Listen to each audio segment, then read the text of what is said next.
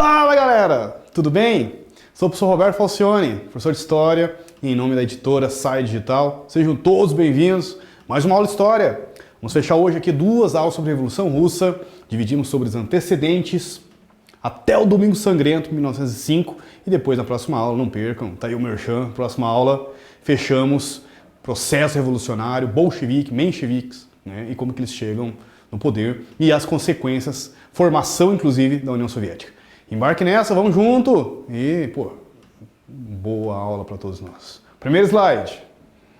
Revolução Russa, vamos analisar os antecedentes, entender a sociedade russa pré-revolução de 1917, o sistema monárquico czarista e o Domingo Sangrento.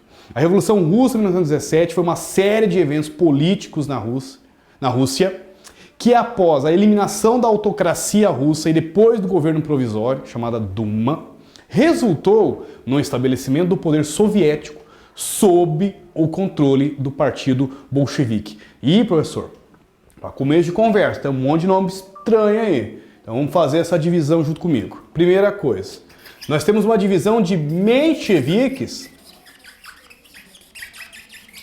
e bolcheviques. Ambos podem se considerar opositores e contra a monarquia.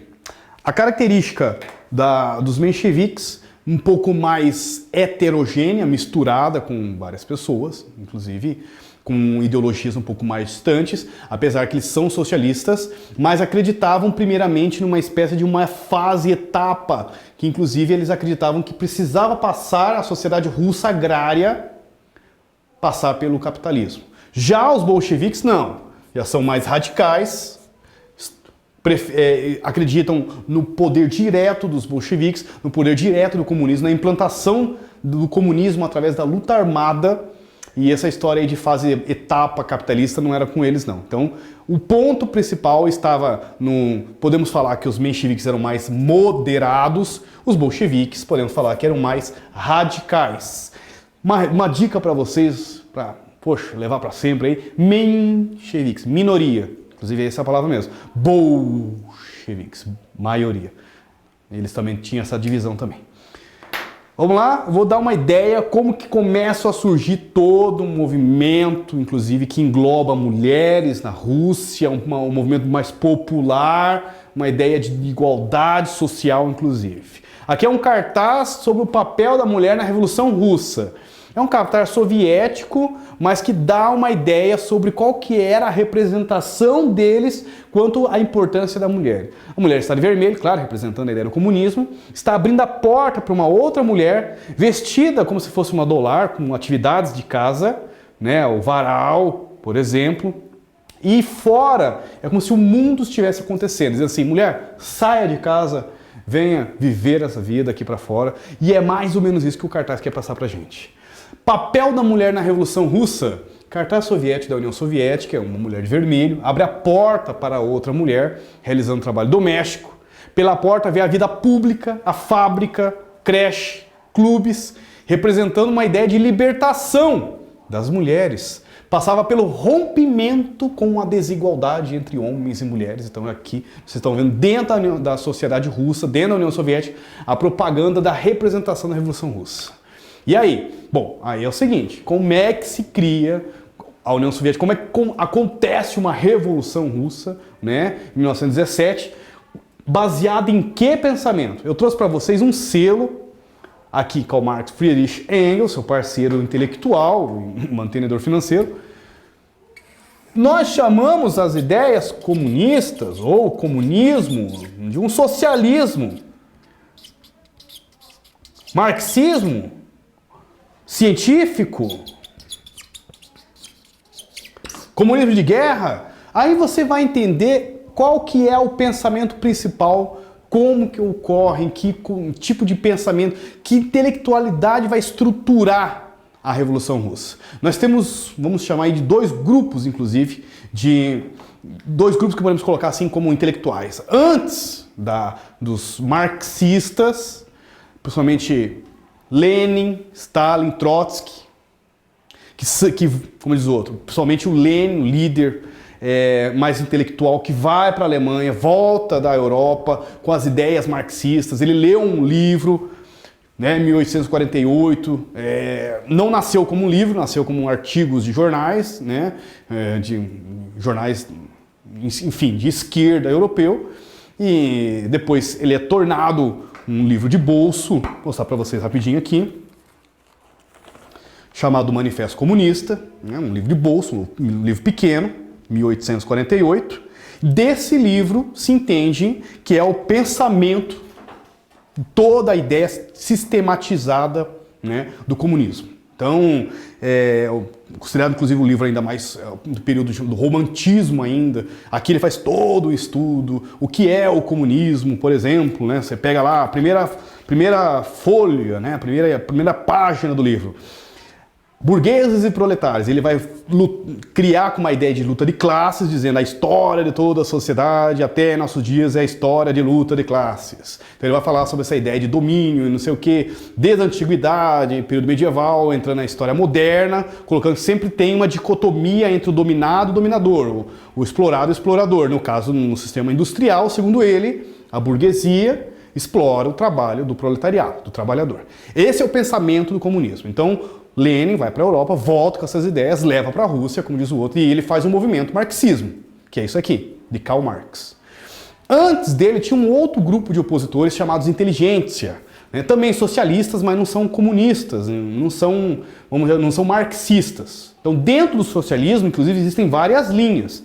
Tem socialismo utópico, tem o anarquismo. Isso aqui é uma linha da corrente do socialismo, chamado comunismo, ou você pode chamar de socialismo científico. Como eu falei, existem vários nomes. Não é? A palavra comunismo, inclusive, vem da palavra comum, porque a ideia de acabar com a luta de classes, estabelecendo uma ideia de todo mundo igual, sem propriedade, enfim, acabar com rico e pobre.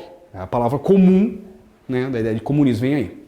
Bom, sistematizamos o pensamento, é daqui que então, desse livro que vem, como diz o todo, a transformação do lado comunista no mundo, a União Soviética, a primeira experiência. Aí nós temos aqui os antecedentes da Revolução Russa, e aqui chama muita atenção das características. A sociedade era rural na Revolução Russa, o Império Russo estava extremamente atrasado no capitalismo industrial. De 120 milhões de pessoas, poxa, tem uma população grande, né, para o século XIX, 80% ainda eram camponeses, 80%, somente 20% moravam na cidade. Houve uma melhora de desenvolvimento industrial, mas muito focado em Moscou, São Petersburgo, Kiev.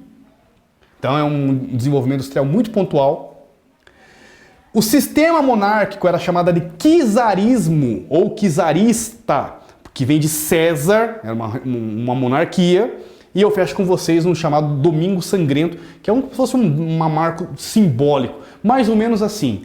A queda da Bastilha, lá da masmorra do rei na Revolução Francesa, está para o Domingo Sangrento, está para a Revolução Russa, assim como o Domingo Sangrento está para a Revolução Russa. Então, datas simbólicas, marcos simbólicos do início, né? Eles colocam o Domingo Sangrento como a marca, né, a data simbólica, toda uma conscientização, um rompimento, né, entre governo e sociedade. Vamos lá. Falei sobre a inteligência, os marxistas, então Lenin está utilizando mais esse conceito do livro que o professor Roberto trouxe para vocês verem, e os marxistas já buscam um apoio mais rural, né, não concordavam com os métodos da inteligência, né, porque eles usavam táticas radicais, terrorismo, atacavam o governo com propostas que não quebravam o governo, né? Eram propostas violentas, ataques armados, mas sem derrubar o governo. Aí o marxismo falou assim, olha, assim não vai se resolver o problema.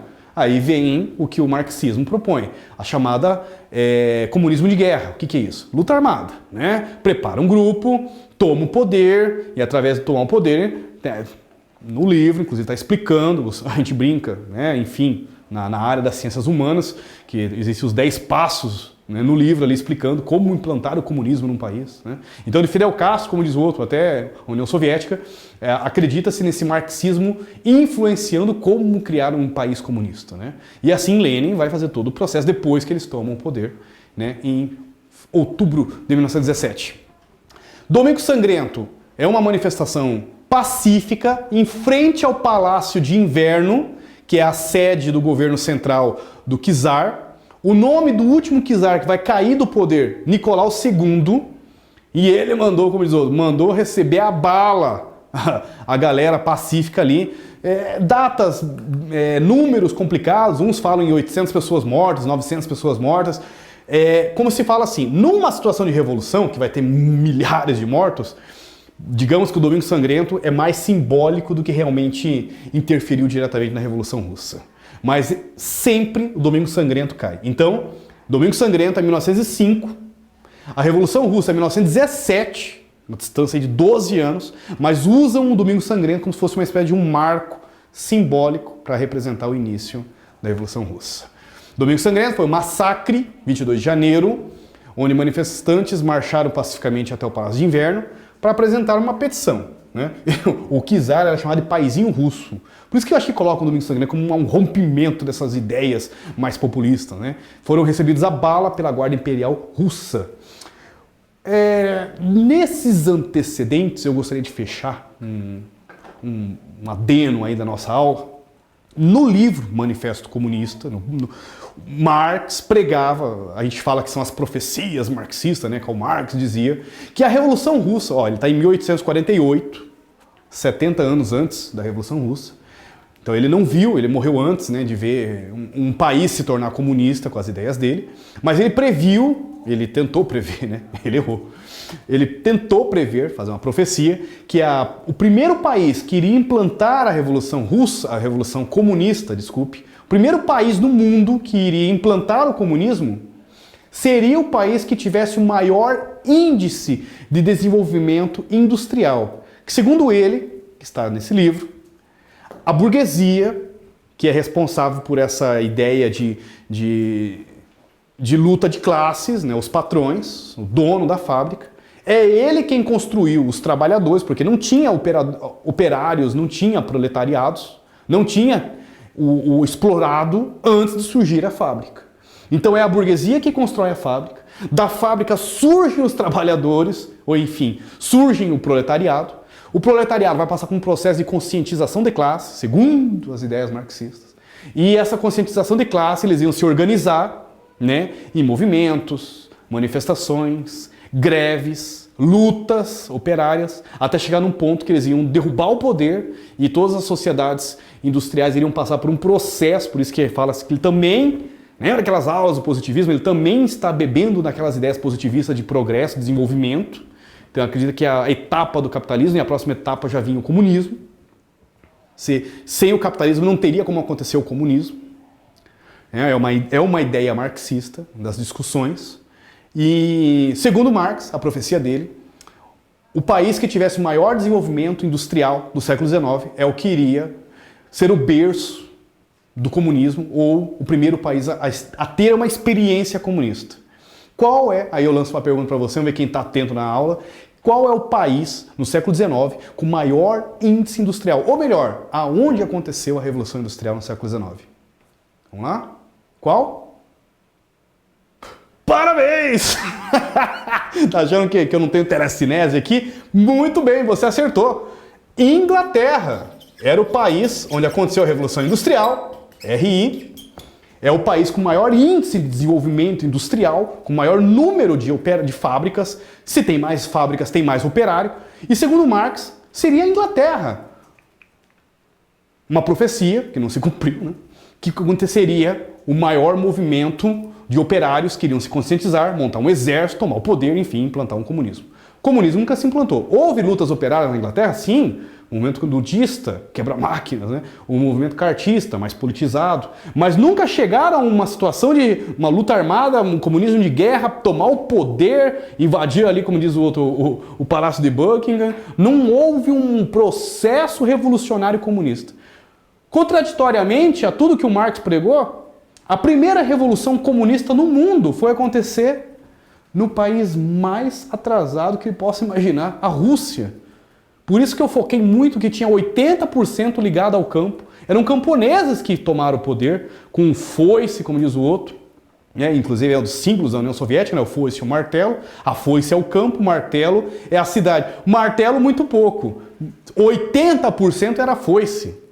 Então nós temos que entender que o primeiro país a experimentar um comunismo, quem vai sair às ruas, enfrentar a tropa czarista, como diz o outro, derramar sangue, é camponeses. Que coisa, que ironia em das profecias de Marx que foi considerada errada aí. Eu fecho essa aula. Poxa vida, não percam, próxima aula, vamos ver o processo revolucionário, teses de Abril, Lenin, Stalin, Trotsky. Poxa vida, como sempre, vou fechar aqui com foco nos estudos. Desejo a todos vocês muita força, fé no coração. Até a próxima. Valeu, galera!